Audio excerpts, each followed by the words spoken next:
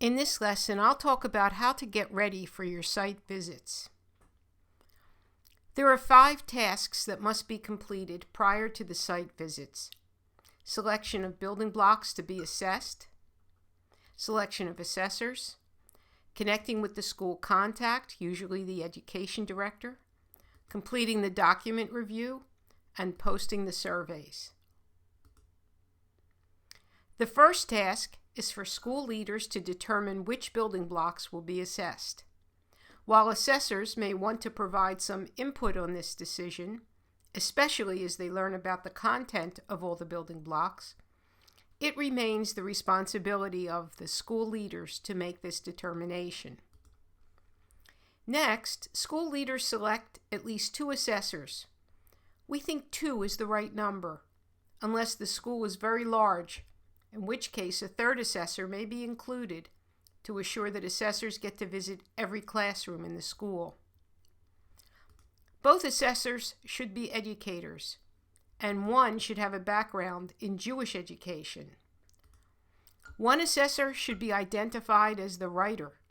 While this is the person who will have the responsibility to write the report, both assessors are responsible for taking complete notes during the site visits. Once the assessors are in place, the school should identify a contact person for the assessment. This is usually the education director. The assessors should speak to this person to set 2 dates for site visits. If this is a 2 or more day a week school, the visits should be staggered. For example, visits should be on Sunday and a weekday rather than just on 2 Sundays.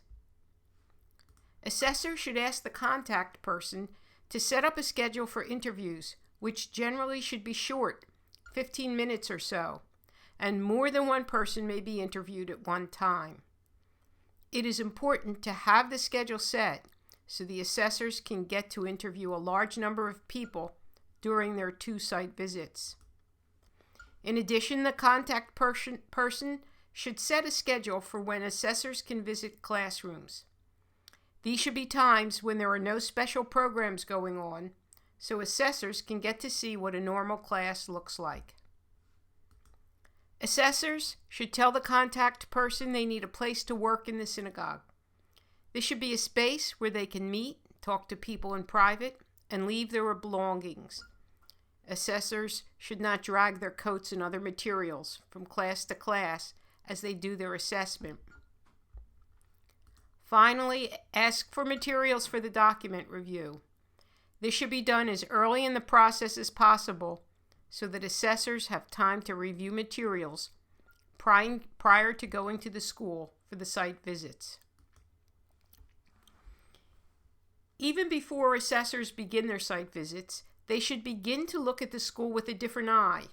As assessors, read the website, review the documents, and write questions pertinent to the school.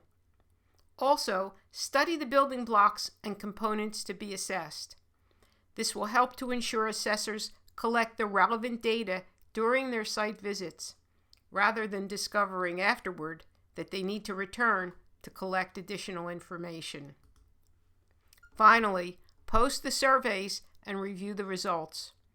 Remember not to use these links. You'll need your own account for the surveys. We like to say you should begin your site visit and end your site visit with a brief contact with the education director. This is the person who most probably made the arrangements for your visit. Thank him or her. You can't say much about the assessment findings, but you can express some positive feelings about the children and the school.